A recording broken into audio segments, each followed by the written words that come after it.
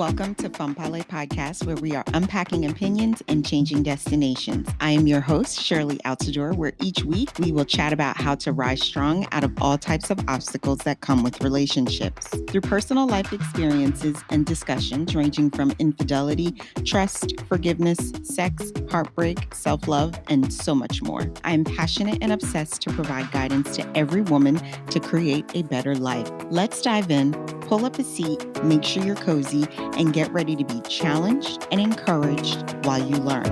With me, your virtual girlfriend.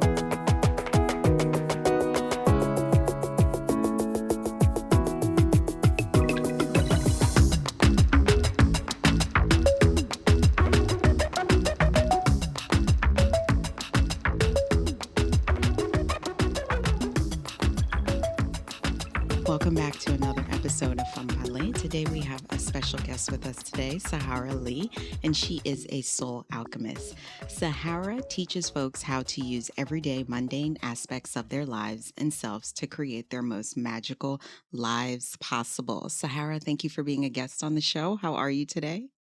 I am good. Thanks for having me. I'm excited to be here. Good to hear. I know that sigh, what that means, because I know the conversation we had before we got started. Are you sure you don't want to reschedule to give yourself some time?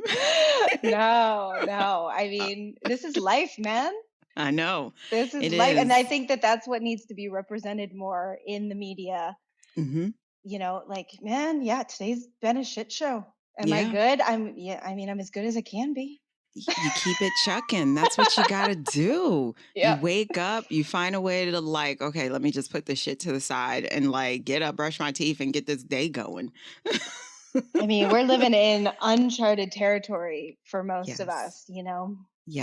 Yes. Unless you're over 100 years old, you don't really, No. you're like, I haven't been in a pandemic before. This is a new experience. This is a new experience. I think the most similar to this was back in 1913, where we wasn't even alive. Was it the swine flu or the Spanish something? Spanish Something, flu. the Spanish flu happened. This Hmm. was the closest to that because they were wearing masks back then too. And I didn't research on that or see what happened or how long it lasted. But that was the last time, 1913. So Yeah. it's happening again. Yep. And the world resets itself. Yes. So, on today's podcast, we're going to be talking about your story and, what pivoted your life and what some of the things that you went through and how it changed you. So, I am going to pass the mic on to you. Yeah. So what we had originally chatted about was essentially rape. Yeah. And girl, how you can even smile about it, laugh about it. And I don't want to sound ignorant or mean by saying that, but Yeah, I think. it's like crazy. I applaud you for it because that's growth, girl. Yeah. And that's like when I say I'm a soul alchemist, and that like I think about what I do for myself and for other people. And it is I turn people's shit into gold and I help them turn their shit into gold.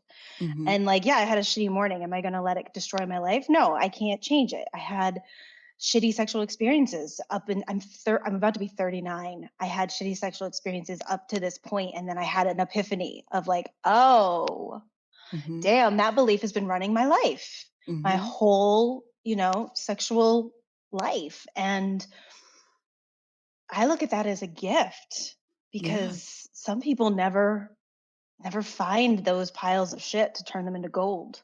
And at least I can You're right. You're identify it. right. So that's Exactly. how I can laugh Exactly. about it and be positive. Now, at what age did the rape started? I was molested when I was a little girl. So I was molested by another girl in the neighborhood. She was, I think, 2 years older than me. This is And even a bombshell. It wasn't a man, it was a woman. hmm and Oh. I think a lot of kids kind of play around and explore.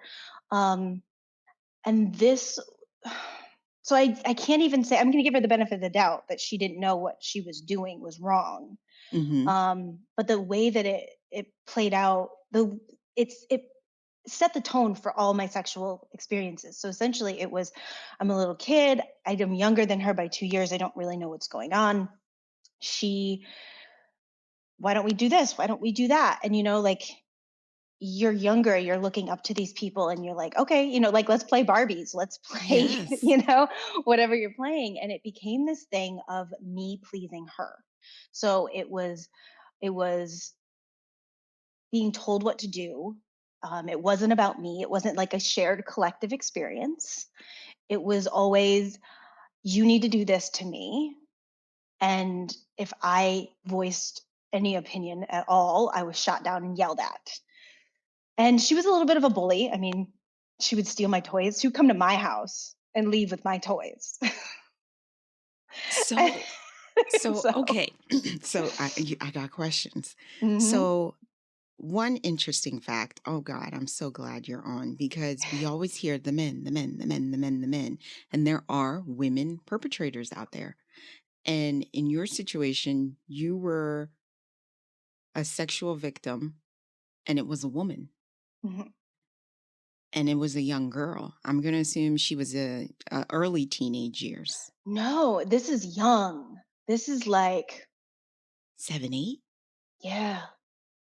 She was crazy. Like, to know, like, she was bossing you around at this age to know to do these things to her sexually. It makes me feel for her. Like, what was going on in your house, girl? What Hmm. was happening to you? And Yeah. now you're taking it out on Sahara. Hmm. Yeah. And it wasn't like she knew the names of anything. It Mm-hmm. wasn't like, lick my pussy or anything like that. Yeah. It was more like, I want you to touch me here. I want you to rub me here. I want, it wasn't using sexual verbiage. Um, and I had Wow. no idea what was going on. I was super like, I was this little like, I'm a clairvoyant person. I Mm-hmm. talk to fucking trees and I spend my time in the forest like a little wood nymph. Uh-huh. I was this little kid that would go into the forest with the purpose of getting lost so that I could find my way home and pick things along the way and sit and talk with plants along. Like, I living in my own fucking reality. So I didn't even understand what was happening. I didn't know that this was like a sexual thing. Like, I just had no understanding It's at the innocence all. of children. So you're Yeah. just being told to do this, and you're like, okay, let's go. Let's do this. Okay. How Yeah. long did this last? It probably lasted a couple years. And it Okay. and it and it always felt icky in the way that I felt muzzled. Like, I didn't have a voice in it. And I kept Mm-hmm. trying to, like, okay, but like, this feels good for me. Can we do some of this? And it was always like, no. So Uh, it was very much like a, you are my tool.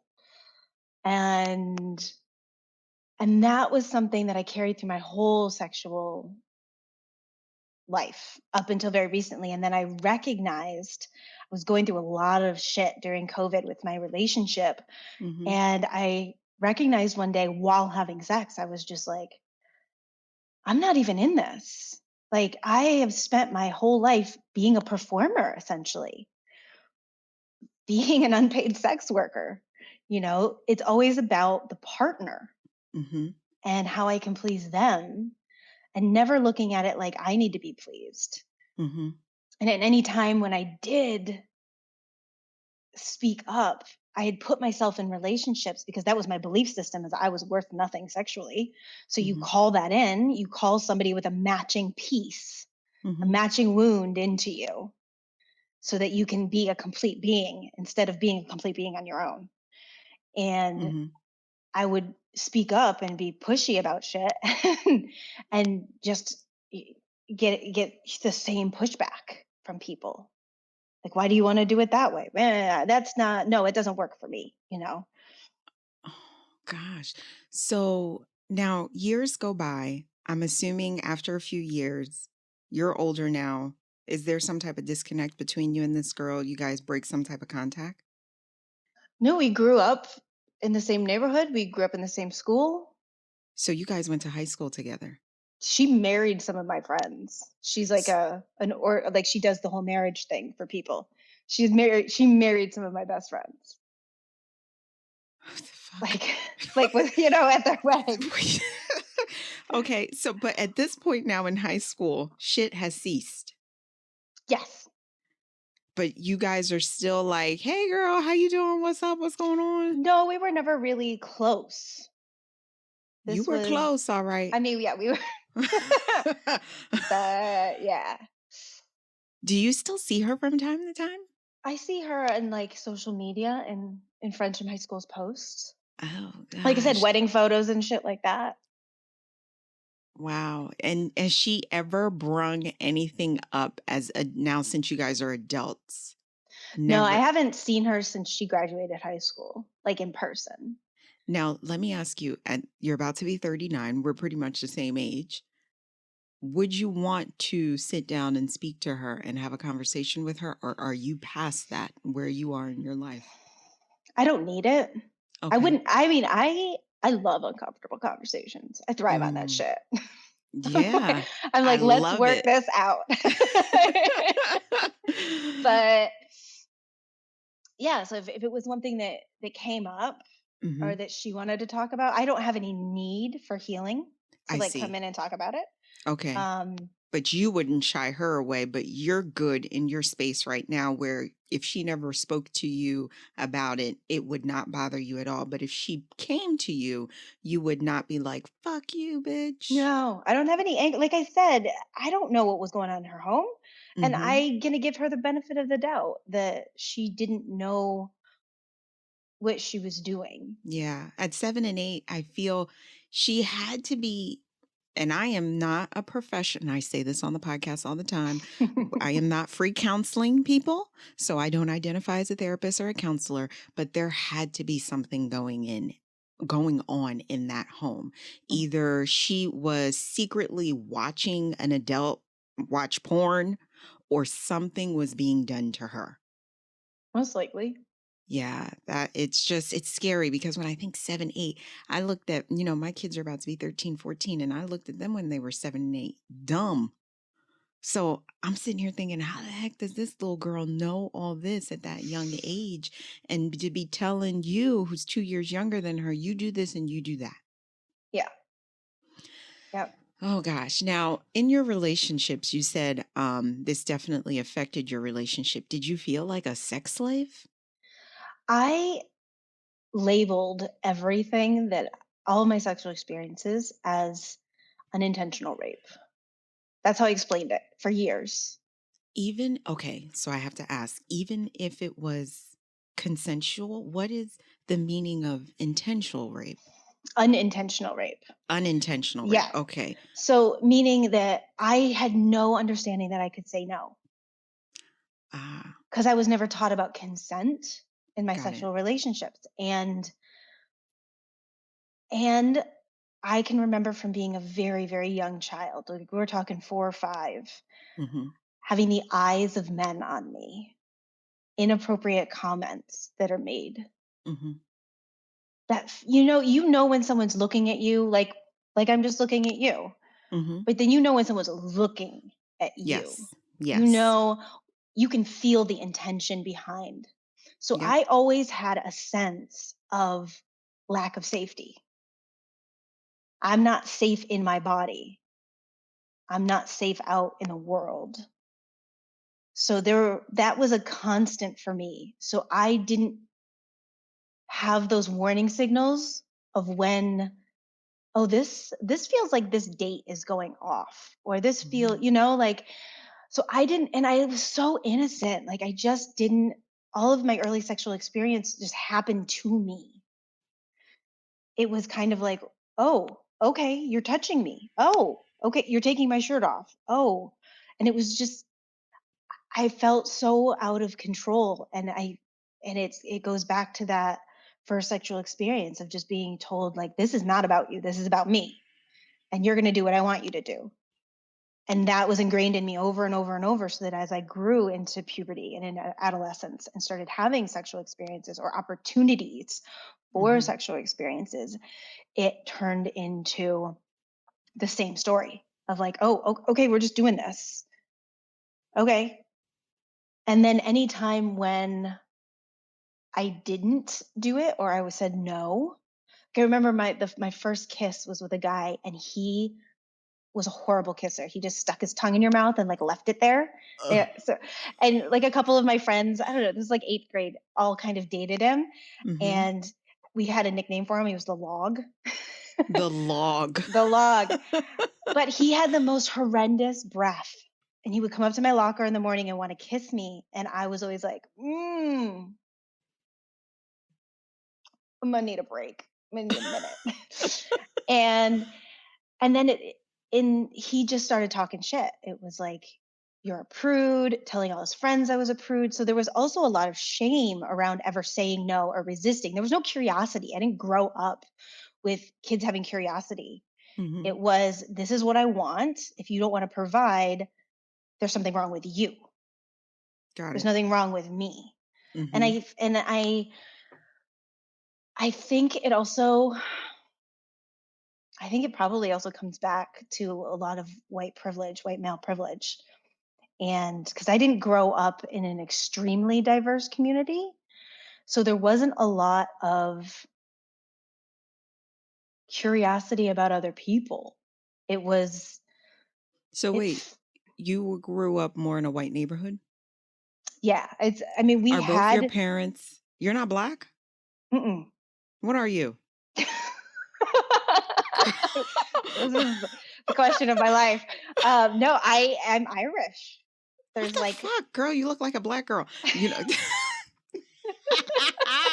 Wait, girl. Even in your picture, you look mixed. Both of your yeah, parents are white? yeah. My mom is super white. My mom is like super Irish looking Hold English. up. You sure that's your daddy? I look just like my dad. That's the thing. My dad, on depending on his like facial hair and tan level, it's Uh-huh. like, are you Middle Eastern or are you like Oh, Latin? so What it's are your you? father. Girl, okay, so we're visually looking at each other, and obviously this podcast is not visual, so people are only going to see a picture of you. But Yeah. the girl looks black to me, at least to me. And for the longest, I thought, oh, she must be mixed, black or white or whatever. So I didn't think to ask until you're like, oh, predominantly white neighborhood. I'm like, what? Okay, maybe, Mm, the parents were like, came from money or something. I don't know. Okay, well, look, new yeah. discovery. She's a white girl, guys. She ain't black. And it's been Am very I the first helpful. to ask this? Oh God, no. I've been asked this since I was like 16. Okay. So Since I'm not the since only I've one that's no. visually seeing this. Since I was since I so I left when I was 17. I went on tour Mm-hmm. as a performer, Okay. and we had 22 countries represented in our cast alone. Okay. And so we had people from all over the world, and everybody was like, "What are you?" It's exactly how you just said it. What are you? Oh shit. And I know that sounds so ignorant as hell. Oh God. Thank God you have an open mind. But yeah, okay. No, it's All right. the number That's one question of my life. interesting. Okay. And you see, this is why we can't be so judgmental because we really don't know what people are. Because Mm-mm. looking from your picture online, I literally thought you look mixed. That's what you look. You look like you have some black in you somewhere. Maybe it's deep down under. And it's funny because I lived in San Francisco and I married, my first husband was Chinese. Okay. So I had a last name of Chan. And then I went to Lee, which was actually my middle name. And my friends who are like Asian, Mm-hmm. Chinese, who also have the last name of Lee, but spelled differently, because there's a million Okay. different ways to spell it. Yes. Um, my girlfriend one day looked at me and she was like, "What do you mean? You're not Chinese?" And I was like, "No." And she's like from Shanghai, born and raised, moved here like as an adult. And she was just like, "You're not And Chinese?" she even, okay, so you Yeah. get a I lot I of get like yeah. All of different wherever I questions am. from people. Okay. Yeah. And Okay. it's And I been can see that. beautiful.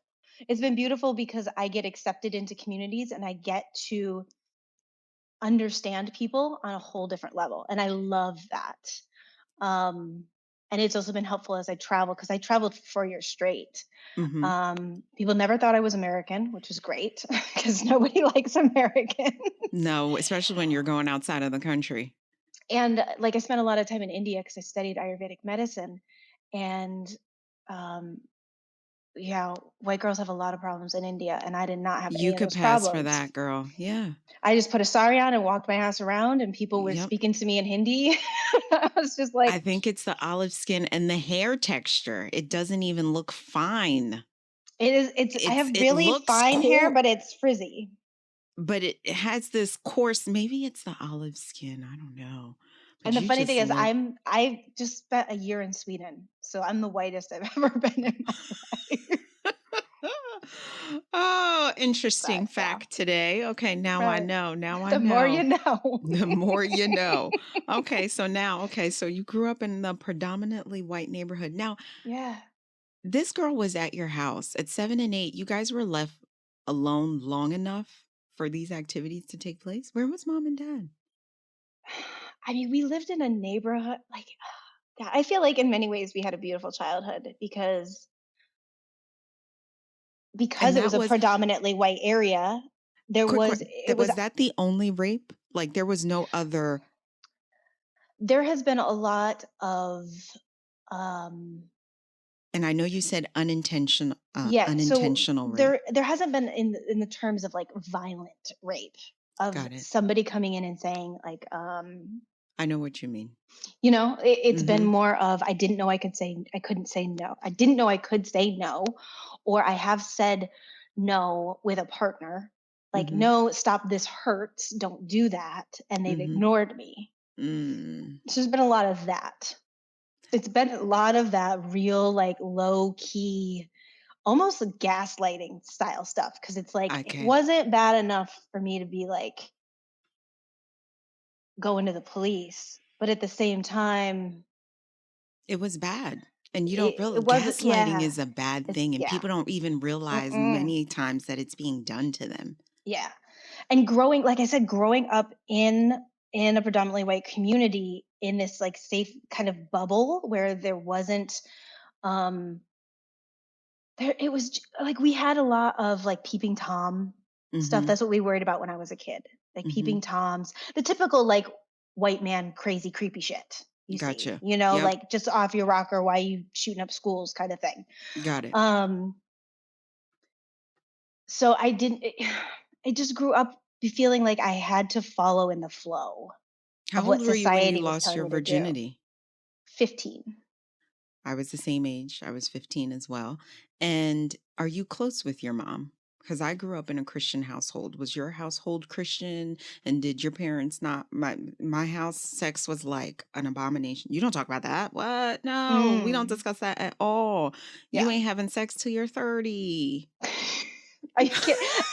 One of my favorite things to do at this age is walk around the house and just randomly when my dad's around go vagina because it upsets him.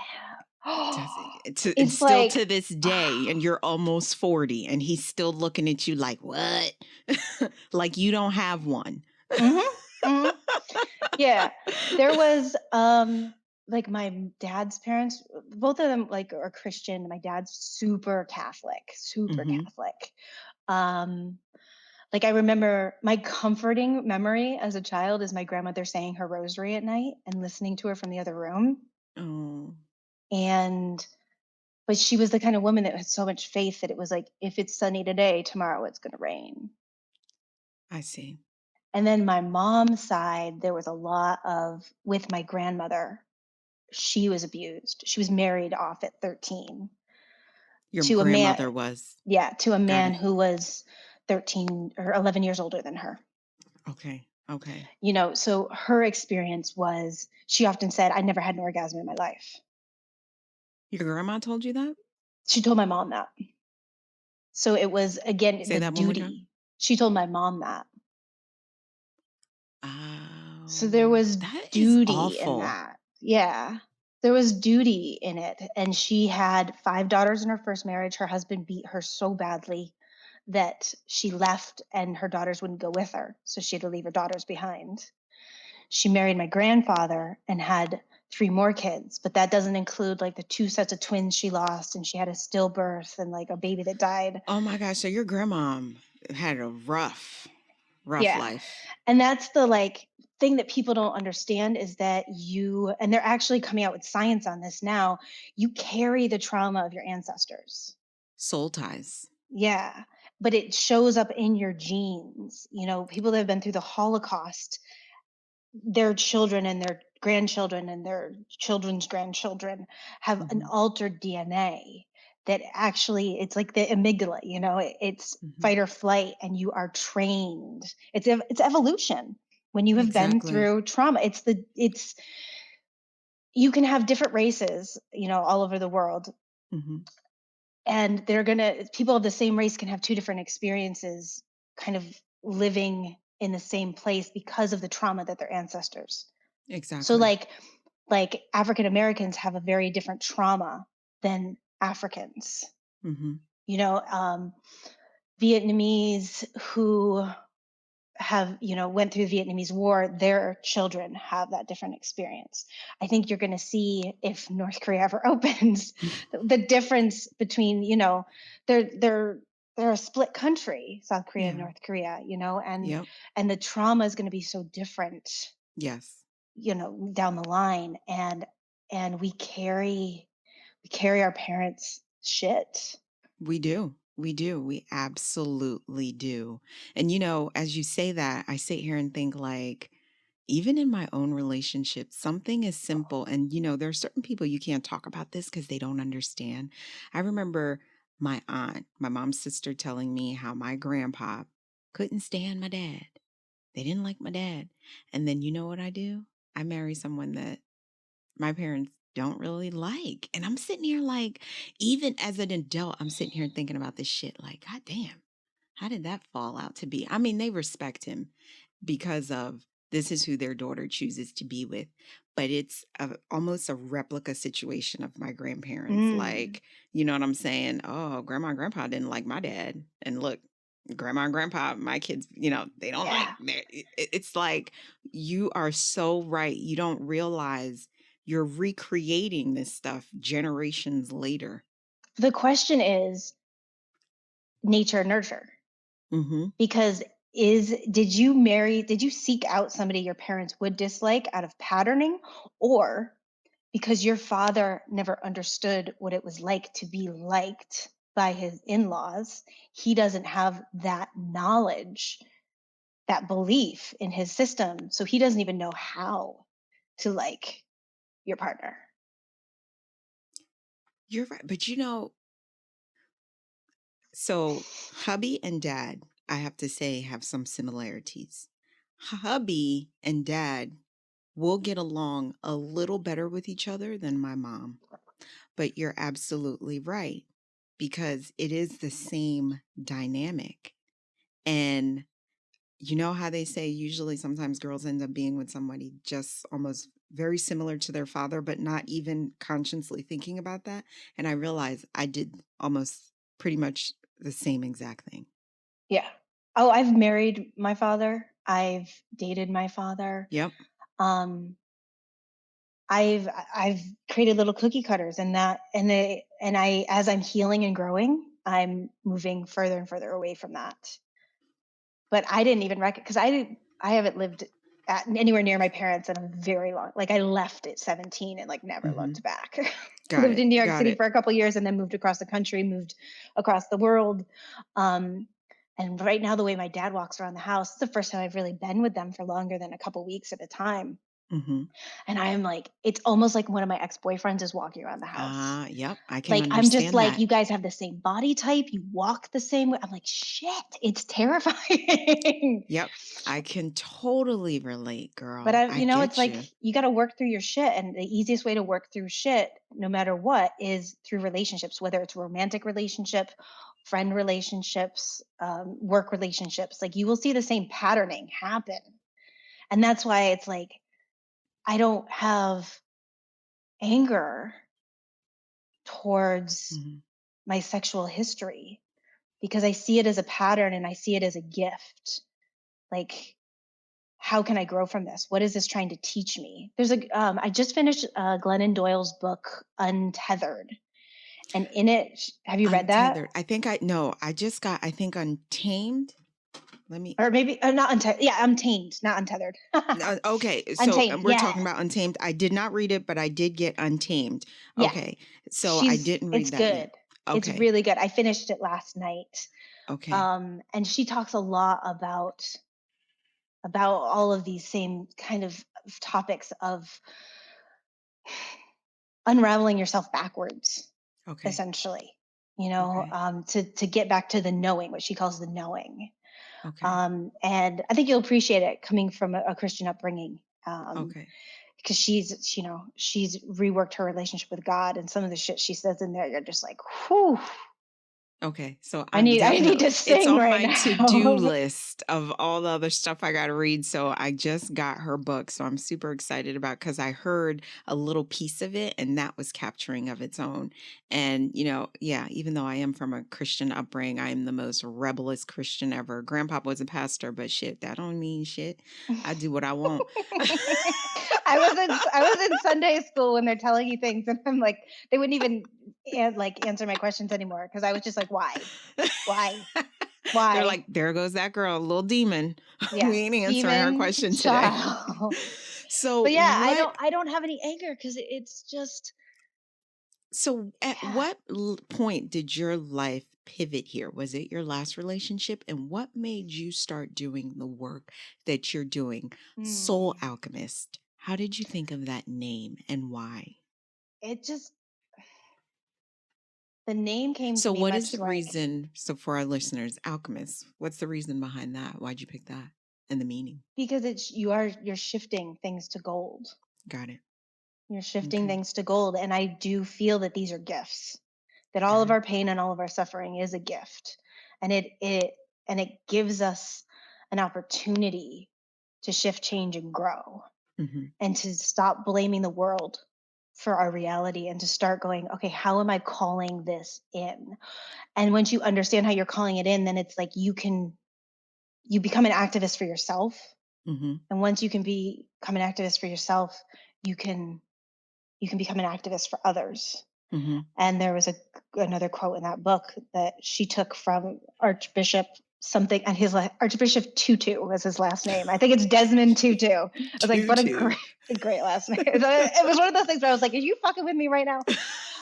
But he was like, you start off by pulling people out of the river, and then you go upstream and see why they're falling in. Interesting. And I love that analogy of just like, yeah, because I don't want to help people feel better right now. I want to give people the tools to heal themselves so that they have a joyful life. They Mm-hmm. live their highest and best life. And because that's what I've been doing for my whole life. Mm-hmm. Um, but I think as far as the sexual issue goes, I didn't find that limiting belief until this past summer, until my partner crossed my boundaries. I mean, he'd always yeah, it was so normal for my boundaries to be crossed. I don't even think I noticed it. But as I've been doing more and more healing work on myself and more healing work with other people, I had this great thing where I was like, I keep feeling like my relationships are getting worse. Like I'm getting older and they're Mm-hmm. getting worse. How is that fucking possible? All the work I'm doing. And then I said, oh no, no, no, no, no, no. You're just understanding what happiness and joy are. And you're Mm. willing to take less and less shit with every relationship. So the relationships are not getting any worse. You're getting better. That's a good way of looking at it. You're willing to take less and less shit. It's Hmm. your eyes are opening up and you're realizing, you know what? That's a good way of putting it. I like that. Your relationships are not getting worse, you're getting better. Yeah. What a nice positive outlook, Sahara. Because a Yeah. lot of times what the fuck is going on here? I've asked myself this silently sometimes. What the fuck is happening? Now, we're the same age. I'm 38, going to be Yeah. 39 in March. I like And that. That's an yeah. eye-opener. You said it was your And last it's relationship just this summer that you realized, like, because your boundaries were crossed. Why do you think it took that long? Because you've had several relationships before that. I think it took, so I got divorced at 29. How many marriages are we talking about? Just one. Just one. So I got married real early, like 24. Okay. And I was looking for that like family feeling. So Mm-hmm. I got into a real like family with like lots of kids and lots of grandkids. You have children? No, No. but like it Okay. was a big family, extended Gotcha. family. It was a Chinese American family. Like Oh, you yes, were, yes, I lived in yes. San Francisco. It was either we go into any restaurant and my husband would be like, I went to kindergarten with that person, or I'm related to that person. It was just like, okay. Um, and I thought I knew who I was when I got married, but I was running Mhm. so hard from my childhood, so fucking hard, that I just assimilated into him, and I became him, and I gave up everything for him, to have this partnership, to have this safety, to have this Mhm. idea of family. Mhm. I wanted it so deeply. So when we got divorced, I was like, Who who the initiated? fuck am I? I did. He was happy. He was happy to live his life, and I wanted more. I knew, Ah. and Glennon Doyle talks about this in the recent book too, where she talks about a cheetah that's born into captivity. And Mhm. she's talking about, I'm crazy to grieve a life that doesn't even exist. And Glennon's response is, you're not crazy. You're a goddamn cheetah. A And I cheetah. think, yeah, and I think that's a great analogy for most women. Mhm. Is we are taught to kind of go with the flow, Yeah. and Our that's, hearts are big. yeah, and we just like, let me just consume all of this. So he was happy. i was I was just challenging enough, being a different culture, Mhm. being more independent. Mhm. um but at the end of the day, because we split, I was like, I can't, I'm drowning in my own marriage, and you're just watching me drown, and you're not reaching in to help me, and I'm begging you for help, and you're not doing anything. Mhm. um so we split, and then we got back together. Okay. He was Okay. like, I knew you were miserable, I didn't understand that I was why you were miserable. Oh. And in the end, we split because I refused to move home. I moved out, and I said, no, we're gonna date. Like, we're gonna work on our shit. And Mhm. his family was like, what kind of wife does this and what kind of wife does that? And he was just like, I can't keep dropping my wife off at her apartment. And I'm like, Okay. why? I mean, we could Why? date. What's Love it. wrong with that? Love is Exactly. love. Like, if we're working on our shit and we're happy and we're growing and we're moving towards a goal, which is me moving back into our house, then what's the problem? Like, I agree. why is your family got to be up in our shit? I agree. But I feel like there are certain people that are very immersed in their family, Yeah. and me, it's like, I'm not fucking you, family. Like, your opinion matters only to a certain extent. I'm fucking my husband. Okay. The thing I said to him, because he was like, we don't have any have sex anymore, and I was like, I will suck your dick or I will clean up after you. You were even nice enough to even suck his dick. No, I Why said would either or. girl even Like, offering that? but that saying of like, I'm not going to be your mother and your wife. I'm one or the other. I see. I'm I not going to be see. like, you cannot take your damn clothes off right next to the laundry basket and fucking leave them there. You have to stand up anyways. Just close the hand Put it in around the there. pants that you just took off. Stand up, and then all you have to do is extend your arm out. It's not that Mhm. fucking difficult. Yep. But it was, things like that, and it's just like, I'm not going to be your wife and your mother. I'm either going to fuck you or I'm going to take care of you. You get to Yeah. choose.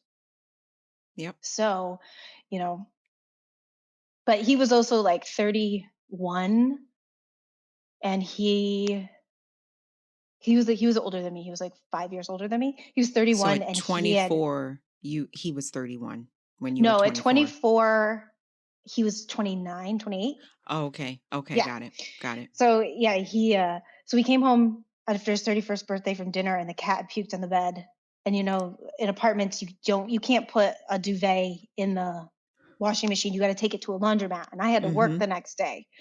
So he took it to the laundromat and he calls me from the laundromat. The man is 31 motherfucking years old.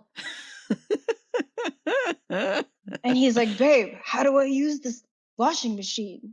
And I was like, I'm sorry, what? How do I use the washing machine? I've never been in a laundromat before.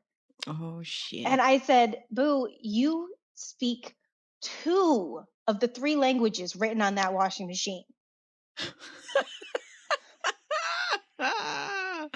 Figure it out, motherfucker. Nobody taught me to use a washing machine. Like, but he was still taking his laundry on like Sundays our laundry over to his mother's to have her wash it. At 31. I will not be doing. My son, he's 12 and he knows how to wash clothes. And I will I see him, even him as a little boy. Anything my mother can do for me, I'm going to allow her to do for me. I have to make him take your blanket downstairs, put it in the the washer to wash it. Like, I have to make him execute these things so I can see how this is why this is not healthy for moms out there. Make your sons do shit. Simple shit. Yeah. That little boy will wash his clothes. He knows how to wash dishes. He knows how to wash his clothes. He will cook. Anything he doesn't have to do, he will try to get his mom to do. You gonna make my eggs? No. No, I ain't making your eggs. I'm not going to be with you forever, kid. Like, get with the program here. I guess you're going to eat oodles and noodles all day, but you're going to figure it out. And you are going to raise an amazing fucking son. I tried to, who's going to be a partner that is an actual fucking partner. I tried to. You know, the other day we went to the store. Let me tell you what type of mom I am. He opened the door. Now, he held the door for me.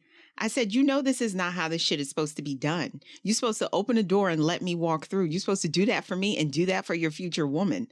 He says, Mom, the door was heavy. I held it for you. Excuses, excuses, excuses. We will try this again next time until you get it. And I will keep repeating it to you. You open the door. You let me in. What the hell? I held it for you before you. No, this is not how it works. And I even tell him, like, I'm one of those moms. This is how I talk to him, how I'm talking to you. Like, if I ever find out you put your hands on your woman, you might as well start beating me and your sister. Because it will be a fucking problem. And he just looks at me like, what the fuck? Those are the fucking conversations we need to be having with our children. And we this is need how to I be tell teaching them that, boys and girls. And I try to be realistic and healthy because it's like you hope he takes this in. You know what I'm saying? Because once these kids are 18, they do whatever the fuck it is they want to do anyway. Everything you taught them is out the window. That's why when I work on the plane, Sahara, I always thank parents whose children are so well behaved and polite. Please, thank you. And are just respectful little children. I said, girl, I thank you for what you're doing. Because you don't hear it enough. It's few and far between. Yeah. So before we end today, I wanted to ask you, how long have you been working in the field that you're in, doing what you're doing? How does your work benefit others? Even though the little short introduction I gave, I want you to say more. And what is your goal for your future relationships for you now that you've been even more awakened? My future, I'm gonna have a fucking king. She said, I'm gonna have a fucking king. Because this queen has upgraded. Yes. I like my last few relationships. I feel like the last few relationships I've had have been incredibly abusive because I was calling myself to level the fuck up. Like, you do all this work, you know better. You are better. And you're going to still keep choosing. There was a meme that went around the internet a while ago that was like, I call in fuck boys. And the response was, no, you're a beautiful fucking woman. You call in every man. You choose fuck boys. Yeah, that's good. You choose, you do. Yeah. You make the choice of these negative. All men are not bad. All women are not bad. People are generally good people.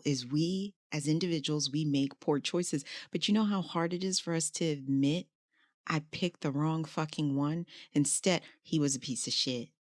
But Mm, what role did you play, honey? You picked yes. that piece of shit. You were fucking that piece of shit. You were with that piece of You shit for a took long that piece of time. shit back 20 times. Yeah. Yeah. You know what I'm saying? Hmm. Maybe you need to reel back a little bit and ask yourself some questions. Are Yeah. you the underlying problem? Yeah. And that's the work I do. I'm teaching people how to have that introspection. How do I see, okay, yeah, granted, that person was a dick. They did X, Y, and Z, whatever. Mm-hmm. But what role did I play in it? Why did I choose that? I'm not going to, that you can't victim blame. You can't blame the person that got raped or molested or beaten up. You Mm-hmm. can't sit there, but you have to ask them, what were you trying to learn in this relationship? What were you trying to teach yourself? What piece of you were you trying to call forward? Because they didn't chain you and you didn't get like kidnapped off the street. You chose this person Mm-hmm. and you chose wrong. Mm-hmm. Why? And Do you that's the feel beauty of these things is everything is a gift. No matter what, it is a gift. You just got to go, okay, why did I choose this? the wrong can be 360'd? Absolutely. Okay. Let's talk about your last relationship. Do you feel as though you would ever get back with him as the new person that you are? Is that something he would be able to handle? He's doing an extreme amount of work on himself. Just Okay. part of Okay. why I think, we're still working on residency paperwork. Gotcha. Is he thinks when I get there, we might be able to, I'm Oh, not ruling it out, gotcha. Because, but people change. yeah, people change. But I will say that I am smart enough now to not, I knew he wasn't ready because I've been in and Mm-hmm. out of a relationship with this particular person for 20 years. Oh, long time, long time, long time. Yes, very, very long time. In and out. Okay. He's been married. I've been married. He was at my wedding. Like Oh, okay. So y'all really know y'all know each thought other. thought thought I knew him. But then when you Okay. get in a relationship with somebody, there's pieces you didn't know that Different now dynamic. Yep. come out to play. Gotcha. So, Gotcha. but I knew when he was coming out of his divorce, like, oh, he's not ready. He's not ready. And then Mm-hmm. it was like this opportunity presented itself, and we had spent so long dreaming about it being a Mm-hmm. possibility that it was like, let's take it instead of waiting until we knew that we were both in the mental and emotional state to manage it. So, like I tell him, I'm like, I think you are 100% of the reason that we broke up. You and Got your it. shit. Got it. I'm not taking responsibility for what happened in the breakup. Mm-hmm. It was all your crazy that was going on. But Mm-hmm. I am 100% the reason that we broke up also because I said yes and I Mm-hmm. knew the fuck better. Got it. And I think every single one of us in every situation across the board, if we're really fucking honest, knew better. There was that intuition. There was a feeling in our stomach. The hair on our arm stood up. We heard a voice that said, don't take a left down that alley and walk down that alley this evening in the dark. And it's every single time I've heard or felt those things that some shit has happened. And I have traveled the world as a solo woman, and I have been sexually assaulted and grabbed and thrown up against walls and physically harmed. Mm-hmm. And I can tell you, every fucking time I abandoned myself first. That's deep, Sahara. Because it's true. Even when I'm sitting here listening at you, there are certain situations in my life I knew I shouldn't have gone down that path or made that decision or decided differently. But I didn't. I wasn't strong enough. Yeah. I was comfortable. I got complacent, both in my individual life and my relationship life, Yeah. because I see that as two different things. And I think we're taught that life will be easier If we go with the flow, life will be easier. Mm-hmm. If we just like, that was just a slight transgression, just going to Mm-hmm. let it roll. Is it worth the fight? And we are taught to abandon ourselves, especially women, over and over and over. We're taught to abandon ourselves. And I had this conversation with this guy a few weeks ago, Mm-hmm. and I said, I just finished like a big self-love course, and I did a bunch of healing on myself. And I said, I'm implementing a 3 strikes and you're out rule. If in all my relationships, if we Mm-hmm. have a conversation and you have rubbed me the wrong way or hurt me or Mm-hmm. offended me, I'm going to have Mm-hmm. a conversation with you about it. I'm going to be open and honest. Hey, non-accusatory. These are my feelings. This is my experience. I Mm-hmm. take full responsibility for my own experience. However, when you did this, this is the way I felt. Mm-hmm. Can we talk about that? You have that conversation, you come to some level of agreement. Yes. Now, if this person, you go move on with your life and they come back in, they do the same thing again, pause. Hey, we've talked about this. Can we have another conversation around this? Maybe we need to look at it from a different perspective. Like, you know, life is communication. Let's communicate. But if you do it to me a third fucking time, I agree. That means like, the Bible does say to forgive many, many. You're supposed to give many, many chances. Forgive, forgive, forgive, 700, whatever, many times. But I agree with you. This is a healthy boundary that you're setting. I'm not saying I'm yeah. not going to forgive you. I'm not saying that I'm going to be this nasty little old bitch. All I'm saying is I am realizing that you are crossing my boundaries, and Hmm. I've given you 2 opportunities now. We're entering into the 3rd. Yeah. What the hell? I And that's get how you. that's what I would want to be held to. Mhm. Because if you say to me, hey, when you said this hurt or this was offensive, Mhm. my job is to shut the fuck up and listen, and then ask questions so I can understand how the person that I care about or the person that I'm having interaction with was harmed. And, Mhm. is this mine? Is this theirs? How can I change? How can I learn? How can I grow? Mhm. And I don't ever want to do it again. I go out of my way in those times to not do it again. So why am I giving other people, if I'm holding myself to that standard of like, I see what I did, I'm sorry for what I did, I'm learning from what I did, and it will not happen again. That's my stance for myself. Why am I allowing other people to shit on me and do it 3, 4, 5, 6, 7, 20 times? Exactly. And he said Exactly. to me, his response was, I hope this doesn't bring you too much pain. And I was like, oh, that's an interesting response. Let's talk about that response.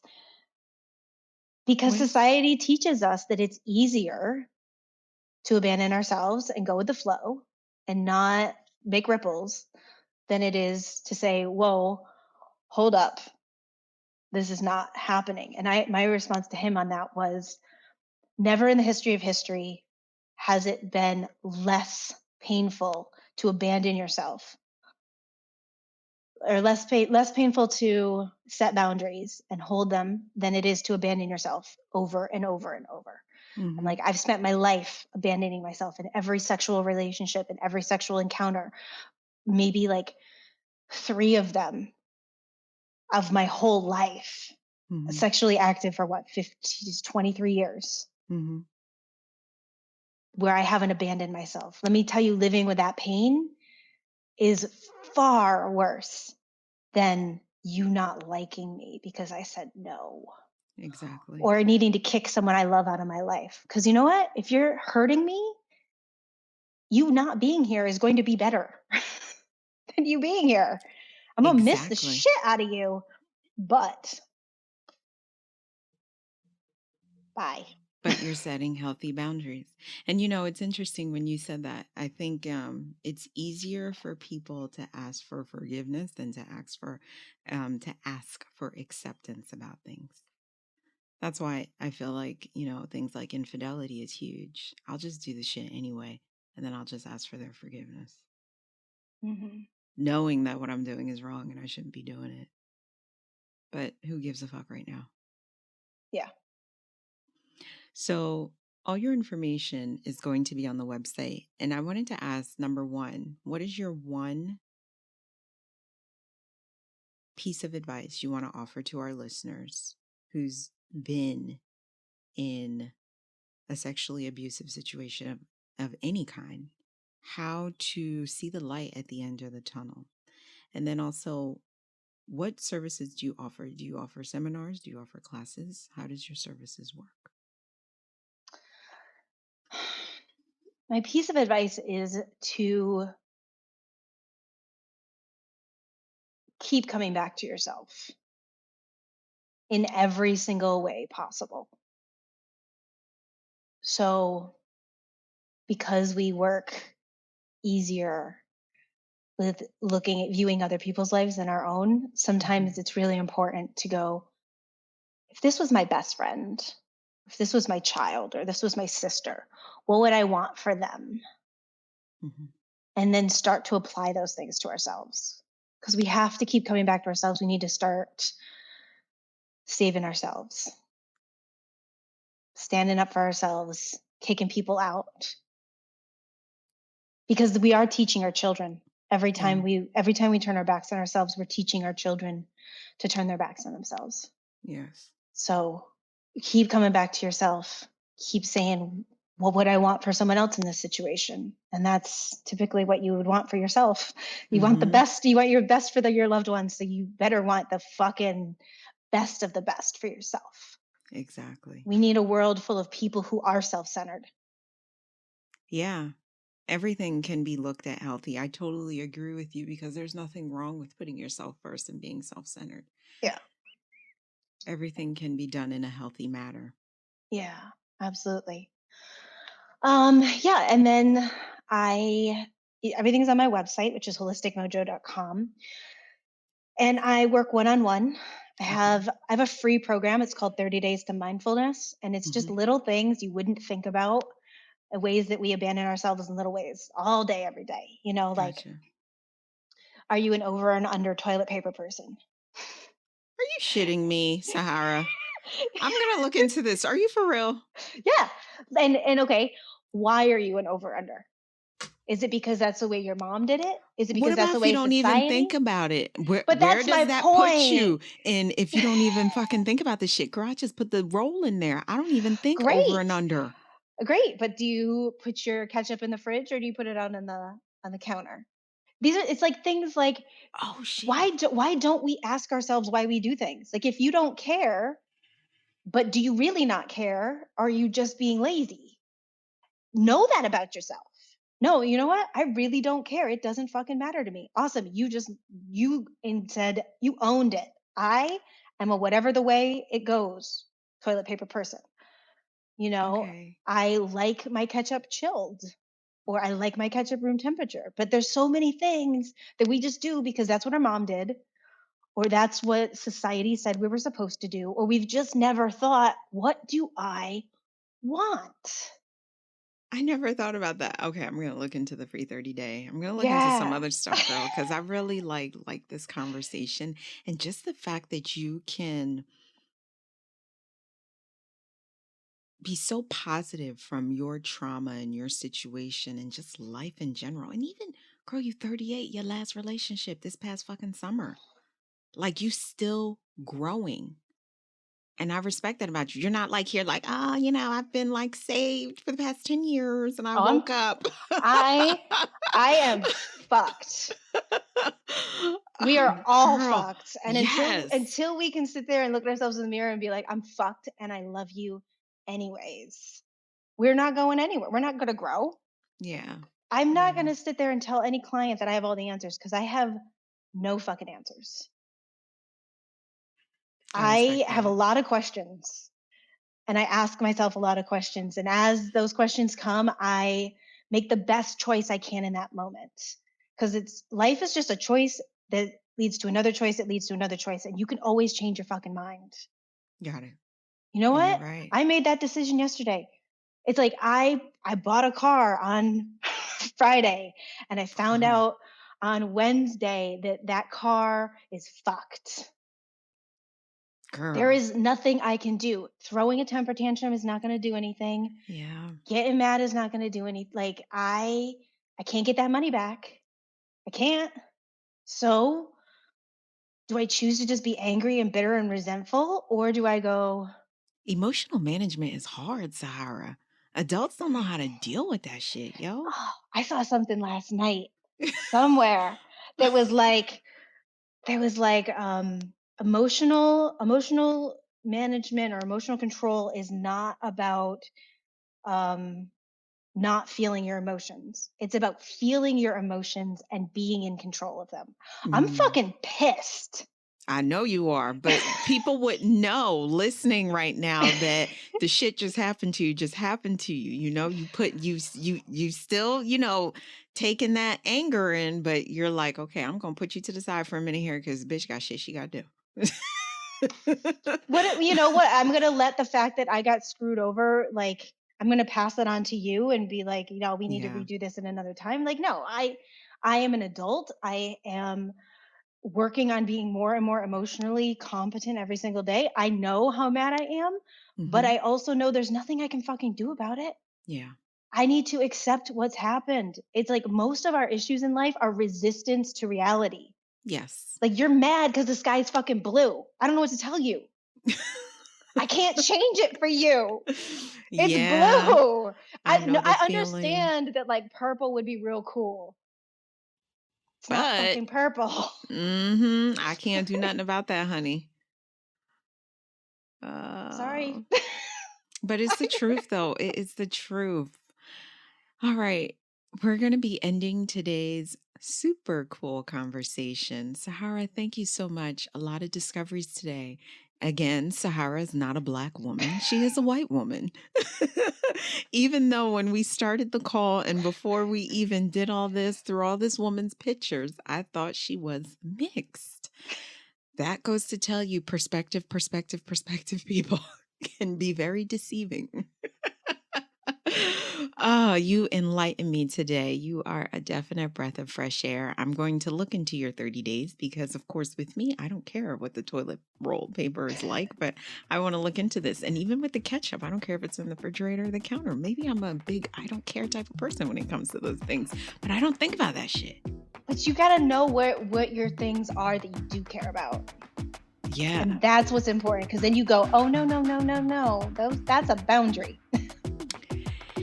Very interesting. All right, guys. So, till next episode, as I always leave with you guys, saying love yourself, voice yourself, and be yourself. Have a great one.